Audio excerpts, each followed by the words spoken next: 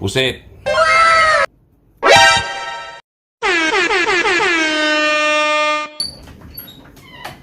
Tay, dito na ako. Oo, nak. Diyan ka na pala. Kain ka na. Yun, gandang balita.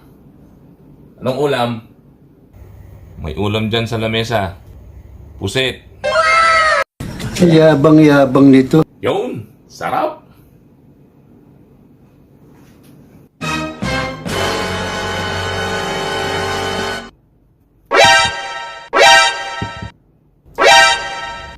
Tay, asan yung pusit dito? Kamatis to eh. Oo nga, pusit. Ipusit mo. Para may ulam ka.